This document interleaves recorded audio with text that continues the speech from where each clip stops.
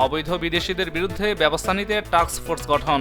অবৈধ বিদেশি নাগরিকদের বিরুদ্ধে ব্যবস্থা নিতে টাস্ক ফোর্স গঠন করেছে স্বরাষ্ট্র মন্ত্রণালয়। কমিটিতে সুরক্ষা সেবা বিভাগের অতিরিক্ত সচিবকে আহ্বায়ক এবং যুগ্ম সচিবকে সদস্য সচিব করা হয়েছে। অবরোধে বন্ধ যান চলাচল, হেঁটেই গন্তব্যে যাচ্ছেন মানুষজন। তিতুমির কলেজকে বিশ্ববিদ্যালয় করার দাবিতে 1.5 ঘন্টার বেশি সময় ধরে মহাখালী গুলশান লিংক রোড বন্ধ করে রেখেছেন শিক্ষার্থীরা। এতে করে বন্ধ রয়েছে সব ধরনের যান চলাচল। ট্রাকে ট্রেনের ধাক্কা, চালক ও সহকারী নিহত। দিনাজপুর বিরামপুর উপজেলায় রেলগেটের ট্রেনের ধাক্কায় একটি পাথর বোঝাই ট্রাকের চালক ও সহকারী নিহত হয়েছেন। বকেয়া বেতনের দাবিতে চট্টগ্রামে পোশাক শ্রমিকদের সড়ক অবরোধ। বকেয়া বেতনের দাবিতে চট্টগ্রাম নগরের পূর্ব নাসিরাবাদ এলাকায় সড়ক অবরোধ করে বিক্ষোভ করেছেন আনোয়ারা ড্রেস মেকার্সের শ্রমিকরা। সোমালিয়ায় বিমান হামলা চালিয়েছে যুক্তরাষ্ট্র। আফ্রিকার দেশ সোমালিয়ায় বিমান হামলা চালিয়েছে মার্কিন সামরিক বাহিনী। শনিবার দেশটির গলিস পার্বত্য এলাকায় আইএসের জ্যেষ্ঠ এক নেতা ও সদস্যদের লক্ষ্য করে এই হামলা চালানো হয়।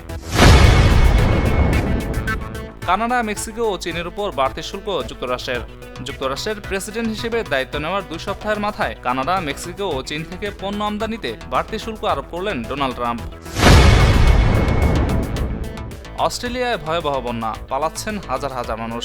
অস্ট্রেলিয়ার উত্তরাঞ্চলীয় কুইন্সল্যান্ডে প্রবল বৃষ্টিপাতের কারণে সৃষ্ট বন্যায় একজনের প্রাণহানি ও হাজার হাজার মানুষ তাদের বাড়িঘর ছেড়ে পালিয়ে যেতে বাধ্য হয়েছেন।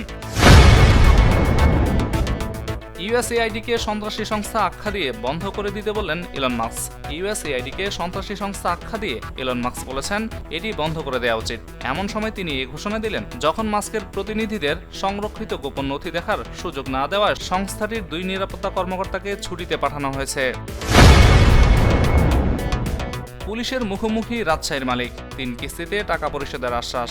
3 ফেব্রুয়ারি রাজশাহীর মালিক শফিকুর রহমানকে হেফাজতে নেওয়া হয়। তিনি দোষ স্বীকার করে দলের পাওনা 3 কিস্তিতে পরিশোধের আশ্বাস দেন। পরিচালকের সঙ্গে প্রেমের গুঞ্জন সামান্তার। অভিনেত্রী সামান্তার সঙ্গে পরিচালক রাজ নিদিমুরুর প্রেমের গুঞ্জন উঠেছে। এরই মধ্যে কফি শপ, রেস্টুরেন্টে দেখা গিয়েছে এই নতুন জুটিকে। তবে এই বিষয়ে এখনও কোনো মন্তব্য করেননি সামান্তা।